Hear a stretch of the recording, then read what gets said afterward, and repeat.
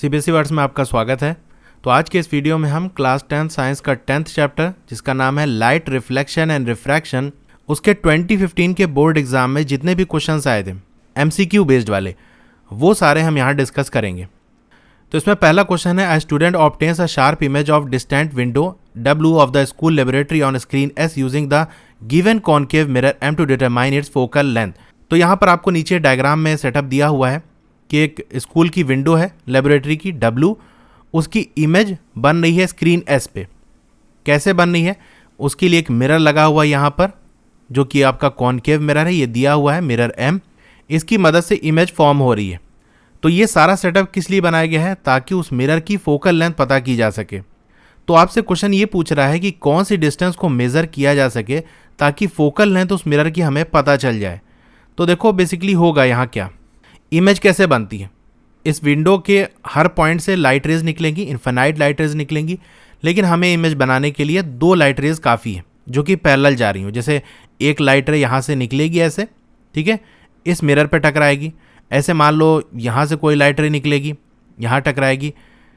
तो ये जो आपका कॉन्केव मिरर है, ये क्या करता है, अगर पैरेलल लाइट रेज आ रही होती हैं तो इन्हें कन्वर्ज कर देता है, यानी मिला देता है एक पॉइंट पे, ठीक है। टकराएंगे, मिरर है तो रिफ्लेक्ट होगा, मिरर से रिफ्लेक्शन होता है, तो इसे बेंड करेंगे इधर और ये स्क्रीन पे आके मिल जाएंगे। ये बात हमसे कही है कि इमेज स्क्रीन पे बन रही है और जहाँ ये पैरेलल लाइट रे आके मिल रही है, जहाँ इमेज बन रही है, वही आपका फोकस होता है। और यहाँ मिरर का पोल होगा, तो फोकल लेंथ क्या होती है, पोल और जो आपका फोकस है उसके बीच की दूरी आपकी फोकल लेंथ होती है। यानी S और M की बीच की दूरी आपको पता चल जाए तो आप फोकल लेंथ निकाल सकते हो, यानी वही आपकी फोकल लेंथ है। तो यहाँ कौन सा ऑप्शन होगा, SM या MS कहाँ दिया हुआ है, MS दिया हुआ है। MS की डिस्टेंस में पता चल जाए वही आपकी फोकल लेंथ होगी, तो B वाला ऑप्शन इसका सही होगा। अगला क्वेश्चन है, एक स्टूडेंट है वो एक डिवाइस का यूज़ कर रहा है, डिवाइस X, ताकि वो ऑब्टेन कर सके या फोकस कर सके इमेज को of a well illuminated distant building on screen S। तो एक बिल्डिंग है, उसकी इमेज उसको बनानी है, उसके लिए वो डिवाइस X को यूज़ कर रहा है। इमेज कहाँ बननी है, ये स्क्रीन है S, ठीक है, यहाँ बननी है। तो आपको करेक्ट स्टेटमेंट बताना है डिवाइस X से रिलेटेड, ठीक है। तो ऑप्शन देखते हैं यहाँ पर क्या बात की जा रही है। देखो एक तो यहाँ हमें ये बात की जा रही है कि वो क्या है, लेंस है या मिरर है, फिर कॉन्केव है या कॉन्वेक्स, इसकी बात हो रही है, और फोकल लेंथ की बात हो रही है। ये चीज़ हमको पता करना है, तो चलिए हम पता करते हैं। पहली चीज़ हम ये देखें कि मिरर है या लेंस, तो इस डिवाइस X से लाइट रे पार करके आगे निकल जा रही हैं। तो ऐसा किस केस में होता है, सिर्फ लेंस में होता है, क्योंकि जो आपका मिरर होते हैं वो लाइट को रिफ्लेक्ट करते हैं, वो वापस करते हैं, ठीक है। मिरर को पार करके लाइट आगे नहीं बढ़ती, जबकि लेंस को पार कर जाती है। तो यहाँ लाइट रे पार करके आगे जा रही है, यानी पहली बात तो ये हो गई कि ये क्या है, डिवाइस X हमारा एक लेंस है। अब कॉन्केव है या कॉन्वेक्स, तो भाई देखो जो आपका कॉन्वेक्स लेंस होता है वो क्या करता है, लाइट रे जब इससे पास होती हैं तो इन्हें कन्वर्ज करता है, यानी किसी एक पॉइंट पे आके मिला देता है, ठीक है। तो यहाँ भी यही हो रहा है, पैरेलल लाइट रेज जा रही हैं और ये आकर स्क्रीन पे सारी लाइट रेज को मिला दे रहा है, यानी ये क्या है, कॉन्वेक्स लेंस है। इतनी बात पता चल गई है। फोकल लेंथ की बात करें तो क्या होता है, जो लेंस का ऑप्टिकल सेंटर होता है, ठीक है, उसकी और लाइट रे, पैरेलल लाइट रेज जहाँ आके मिल रही हैं उसके बीच की दूरी, तो कहाँ मिल रही है, स्क्रीन S पे मिल रही है, और ऑप्टिकल सेंटर कहाँ होगा, यहाँ पर लेंस के बीच में ही होता है। तो ये डिस्टेंस हमको 8 सेंटीमीटर दी हुई है, यानी हमारी फोकल लेंथ क्या हो जाएगी, 8 सेंटीमीटर। कॉन्वेक्स लेंस है विद फोकल लेंथ 8 सेंटीमीटर, कौन सा ऑप्शन होगा, देखो कॉन्वेक्स लेंस ये फोकल लेंथ 8 सेंटीमीटर, ठीक है। तो हमारा D वाला ऑप्शन सही होगा। अब थर्ड क्वेश्चन देखते हैं कि स्टूडेंट है वो ट्रेस कर रहा है लाइट के पाथ को, यानी लाइट को पास करा रहा है through rectangular glass slab for different values of angle of incidence. यानी ये मान लो ऐसे ग्लास स्लैब है, उसके लिए लाइट पास करा रहा है अलग अलग एंगल से, कभी इधर से, कभी इधर से, कभी इधर से, अलग अलग एंगल ऑफ इंसिडेंस से वो लाइट को पास करा रहा है। He observe all the possible precaution at each step of the experiment, यानी एक्सपेरिमेंट में बहुत सावधानी से कर रहा है, कुछ गलती ना हो उसके अंदर, ये देख रहा है। जब एक्सपेरिमेंट एंड होगा तो उसने एनालाइज किया मेजरमेंट को, यानी अलग अलग एंगल से लाइट को पास कराया। तो जो लाइट पास करेगी तो ग्लास स्लैब की वजह से क्या होगा, रिफ्रैक्शन होगा, तो वहाँ उसको मिलेगा एंगल ऑफ रिफ्रैक्शन। फिर जब लाइट ग्लास स्लैब से बाहर निकलेगी तो वो जो लाइट बाहर निकल रही है उसका एंगल नॉर्मल से क्या होता है, एंगल ऑफ इमर्जेंस, वो वैल्यू उसको पता चलेगी, ठीक है। तो अलग अलग आई के लिए अलग अलग R और E की वैल्यू उसको मिलेगी। तो उसको जब उसने एनालाइज किया और देखा समझा तो एक कंक्लूजन पे पहुंचा, एक नतीजे पे पहुंचा तो आपको 4 ऑप्शन दिए हैं, उसमें से आपको सही बताना है कि कौन सा कंक्लूजन सही होगा। तो ऑप्शन देख के आपको ये आइडिया तो लग जाएगा कि भाई किसके बारे में बात हो रही है। एंगल आई यानी angle of incidence, angle E यानी एंगल ऑफ इमर्जेंस और एंगल आर यानी एंगल ऑफ रिफ्रैक्शन के रिलेशन की बात हो रही है। ये रिलेशन हमको पता करना है कि कौन सा इसमें सही होगा। तो चलिए हम देख लेते हैं। तो ये हमारा ग्लास स्लैब है, इससे एक लाइट रे को पास कराया जा रहा है, ठीक है। यहाँ मान लो टकरा रही है लाइट और ये हमारा नॉर्मल हो जाएगा, ठीक है। अब लाइट रे क्या करेगी, नॉर्मल की तरफ बेंड करेगी या दूर जाएगी। तो ये मैंने देखो ट्रिक से आपको याद कराया था कि एक चीज़ आप याद रखना, डर, ठीक है। इंग्लिश में हम क्या लिखेंगे, डी आर का मतलब डेंसर टू रेयरर लाइट जाएगी तो क्या होगा। अब ये बताओ, अगर आप या कोई भी किसी चीज़ से डर जाता है तो क्या करता है, दूर भागता है कि भाई डर गया और डर के भाग गया। तो यहाँ भी यही कॉन्सेप्ट होगा, अगर लाइट डेंसर टू रेयरर जाएगी यानी लाइट डर जाएगी तो वो क्या करेगी, नॉर्मल से दूर भागेगी। अब इसका ठीक उल्टा कर दो, रेयरर से डेंसर में जाएगी तो क्या होगा, नॉर्मल से वो करीब जाएगी, ठीक है। तो एयर से हमारा ग्लास स्लैब में जा रही, एयर हमारा रेयरर मीडियम है और ग्लास स्लैब हमारा डेंसर मीडियम है, यानी आर से डी जा रही है, नॉर्मल की तरफ मुड़ेगी, ठीक है। तो ये हमारी लाइट रे नॉर्मल की तरफ मुड़ गई, ये बिल्कुल सीधा जाएगी यहाँ से और यहाँ पर भी एक नॉर्मल हमारा बन जाएगा। फिर लाइट रे क्या करेगी, अब देखो डेंसर टू रेयरर जा रही है, अब नॉर्मल से दूर जाएगी क्योंकि डर जाएगी लाइट। तो ये हमारी लाइट रे इस तरह से निकल गई। अब एंगल की बात करें, ये एंगल कौन सा होता है, जिस एंगल को बनाकर वो लाइट इंटर कर रही है नॉर्मल से, वो हमारा एंगल आई होता है, यानी एंगल ऑफ इंसिडेंस। रिफ्रैक्ट होने के बाद जो नॉर्मल से एंगल बनाएगी वो एंगल ऑफ रिफ्रैक्शन होगा। और जब लाइट रे ग्लास स्लैब से बाहर निकलेगी तो नॉर्मल से और उस लाइट रे के बीच का जो एंगल होगा वो एंगल ऑफ इमर्जेंस होगा, ठीक है। इतनी बात हो गई। अब ये एंगल क्या होगा ये आप बताओ। तो ये एंगल, ये भी क्या होगा, एंगल ऑफ आर होगा, यानी इसकी वैल्यू सेम होगी जो एंगल आर की है। इसके लिए आपने सिंपल ज्योमेट्री में पढ़ा होगा, जैसे दो पैरेलल लाइंस हैं, उनको कोई लाइन ऐसे इंटरसेक्ट कर रही है तो अल्टरनेट इंटीरियर जो एंगल्स होते हैं, ठीक है, ये वाले एंगल और अपोजिट साइड ये वाले एंगल, अंदर ही दोनों जो पैरेलल लाइन है उनके अंदर की बात हो रही है, तो इसकी वैल्यू बराबर होगी। तो यहाँ भी कुछ ऐसा ही हो रहा है, जैसे मैं नॉर्मल ड्रॉ करूँ, एक नॉर्मल ये हमारा है, एक नॉर्मल ये है, ऐसे हमारी लाइट रे है, तो ये एंगल और ये वाला एंगल बराबर होगा, ठीक है। तो यही चीज़ यहाँ पर देखने को मिल रही है।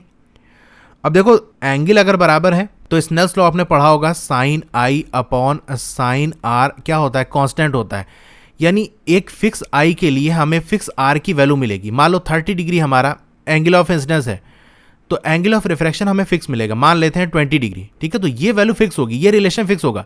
अगर ये 30 है तो ये 20 मिलेगा। अगर हमारा मीडियम सेम है, ठीक है, मीडियम वही होना चाहिए, जैसे ग्लास स्लैब और एयर हमने लिया था तो मीडियम ये सिस्टम सेम होना चाहिए, बस एंगल हम चेंज करेंगे, उसके हिसाब से एंगल ऑफ रिफ्रैक्शन की वैल्यू चेंज होगी। लेकिन हमारा एंगल आई अगर फिक्स है तो आर भी फिक्स होगा, यानी आर मान लो ये 20 डिग्री था तो ये भी हमारा 20 होगा, ये हमने 30 लिया था। तो इस पोजीशन पे भी तो स्नेल्स लॉ काम करेगा कि अगर ये 20 है तो ई क्या होगा, ये 30 होगा। यानी सिंपल सा आप याद रख सकते हो, एंगल आई और एंगल ई की वैल्यू बराबर होगी। अगर ये चीज़ नहीं समझ में आई, वैसे मैंने कॉन्सेप्ट समझाने की कोशिश की है, तो बस आप याद रख लेना कि एंगल ऑफ इंसिडेंस और एंगल ऑफ इमर्जेंस, तो रेक्टेंगुलर ग्लास स्लैब की बात करें तब ये चीज़ अप्लाई होगा, ठीक है। उस केस में एंगल आई और एंगल ई की वैल्यू सेम होगी, ठीक है। तो चलिए ऑप्शन हम देखते हैं कौन सा ऑप्शन है यहाँ पर सही। तो एक तो हमारा ऑप्शन ए है जहाँ पर एंगल आई और ई को बराबर किया गया है, और एक ऑप्शन हमारा डी है। लेकिन एक चीज़ हमको ये भी पता करनी है कि एंगल आई बड़ा होगा या एंगल आर बड़ा होगा। तो भाई बिल्कुल सिंपल सी बात है, ये हमारी लाइट रे ऐसे गई, नॉर्मल की तरफ मुड़ गई, ठीक है। तो एंगल ऑफ इंसिडेंस तो ज़्यादा होगा एंगल ऑफ रिफ्रैक्शन से, क्योंकि लाइट क्या हो, नॉर्मल की तरफ मुड़ गई। तो अब लाइट रे और नॉर्मल के बीच की दूरी और कम हो गई, एंगल वाइज हम देखें तो एंगल आई की वैल्यू एंगल आर से बड़ी होगी। तो कौन सा रिलेशन होगा, ये देखो एंगल आई और एंगल ई तो बराबर है और इन दोनों की वैल्यू बड़ी होगी, ग्रेटर का साइन लगा है एंगल ऑफ रिफ्रैक्शन से, तो उसका डी ऑप्शन सही होगा। अब फोर्थ क्वेश्चन है, study the following diagram and select the correct statement about the device x. तो ये डिवाइस कौन सा है, एक्स क्या है। तो पहली चीज़ आप ये देख रहे हो कि लाइट क्या है, इस डिवाइस से टकरा कर रिफ्लेक्ट कर रही है, ऐसे मुड़ जा रही है, वापस चली जा रही है। तो इसका मतलब इतनी बात तो हो गई कि यह मिरर है, और ये आकर क्या हो रही है, कन्वर्ज हो रही है, मिल रही है। तो कौन सा मिरर होता है जो कन्वर्ज करता है, तो वो आपका कॉनकेव मिरर होता है, ठीक है। तो कॉनकेव मिरर हमको पता चल गया। आगे आप ऑप्शन में देख सकते हो हमें रेडियस ऑफ कर्वेचर और फोकल लेंथ के बारे में बात की जा रही है। तो चलिए फोकल लेंथ हमारी क्या होगी, जो मिरर और स्क्रीन के बीच की दूरी होगी जहां फोकस कर रही है, तो ये 12 सेंटीमीटर हमको दिया हुआ है, यानी हमें फोकल लेंथ की वैल्यू 12 सेंटीमीटर दी हुई है। चलिए ऑप्शन हम चेक करते हैं। पहले कॉनकेव मिरर है, कॉनकेव मिरर ये और हमारा ये ऑप्शन हो जाएगा, फोकल लेंथ 12 सेंटीमीटर। ठीक है, तो इसका सी वाला ऑप्शन सही होगा। फिफ्थ क्वेश्चन है कि स्टूडेंट है वो ऑब्टेन कर रहा है a point image of distant object using the given convex lens. ठीक है, तो हमको कॉन्वेक्स लेंस दिया हुआ है और बहुत दूर एक ऑब्जेक्ट रखा हुआ है, उसकी इमेज बन रही है। इमेज कैसी है? पॉइंट इमेज है। To find the focal length of the lens he should measure the distance between the. तो चलिए हम सेटअप बनाते हैं। जैसे ये हमारा कॉन्वेक्स लेंस है और ये हमारी प्रिंसिपल एक्सिस जा रही है, तो कह रहा है कि बहुत दूर कोई ऑब्जेक्ट है, तो बहुत दूर है तो लाइट रे हम मान लेते हैं वो पैरेलल लाइट रेज होंगी। ठीक है, उसकी इमेज कहाँ बननी है? जहाँ ये लाइट रे मिलेंगी, ऐसे होगा।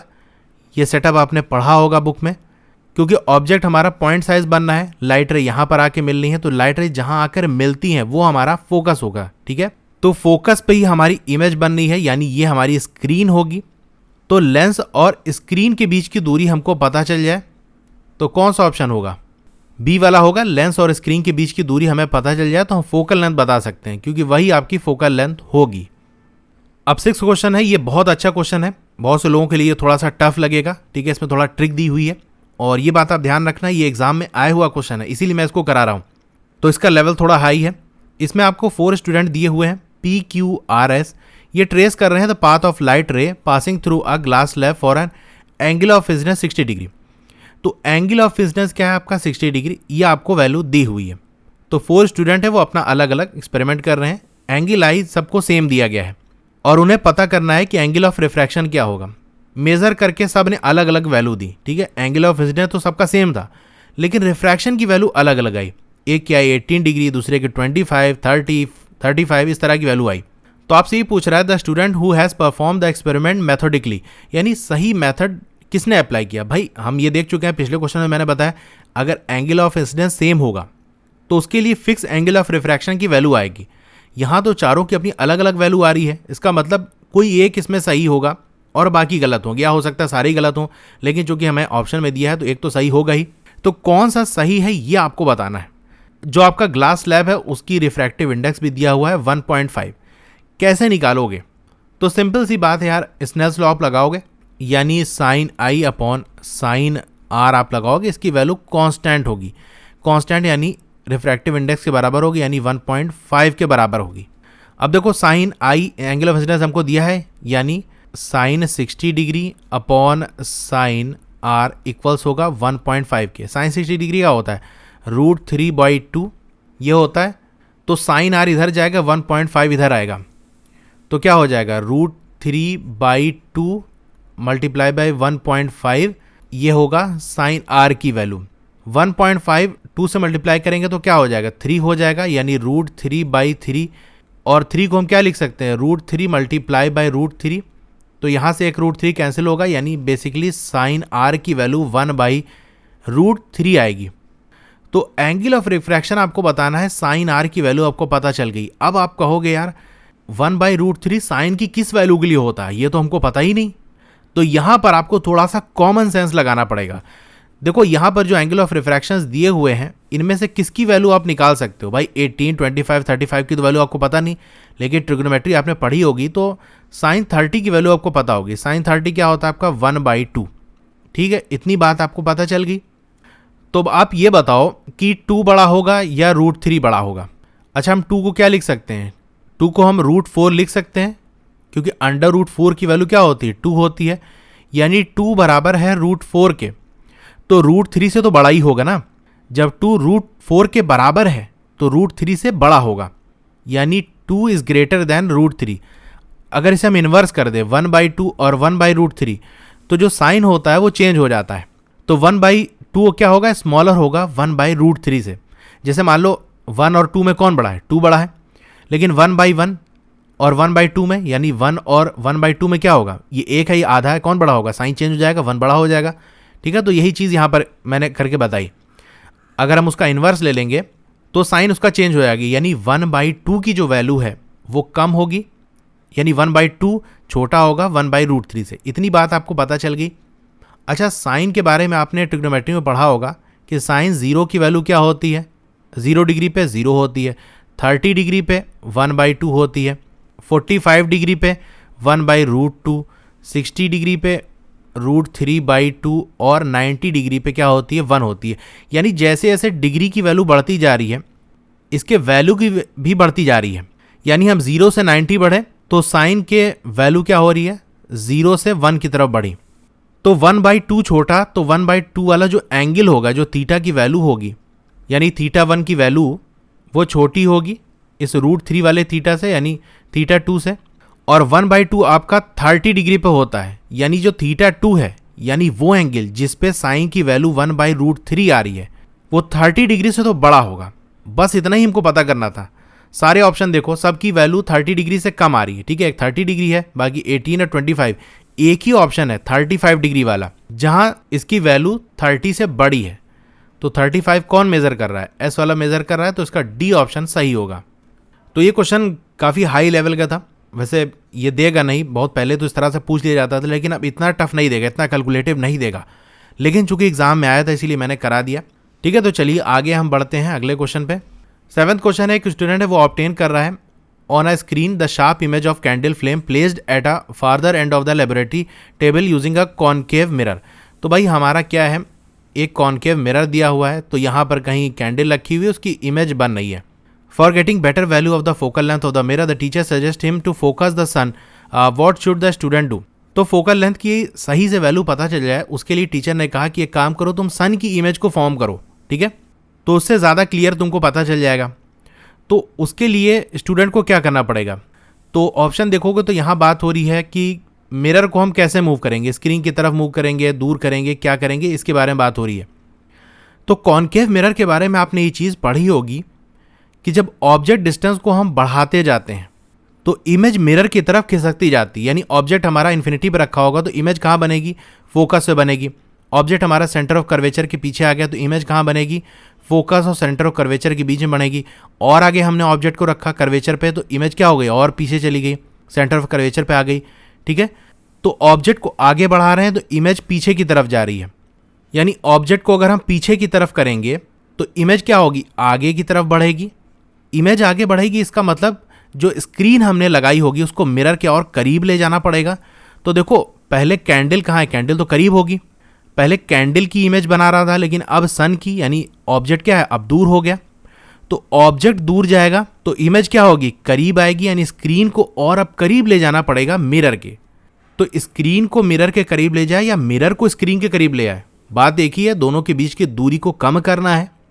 तो कौन सा ऑप्शन सही होगा, देखो बी वाला होगा। वो क्या करेगा, मिरर को मूव कराएगा टूवर्ड्स द स्क्रीन, स्क्रीन के करीब ले जाएगा मिरर को, ठीक है। अब इसमें लास्ट क्वेश्चन है 8th वाला क्वेश्चन। इसमें हम देखते हैं while determining the focal length of the convex lens you try to focus the image of the distant object form by the lens on the screen, the image form on the screen as compare to the object should B.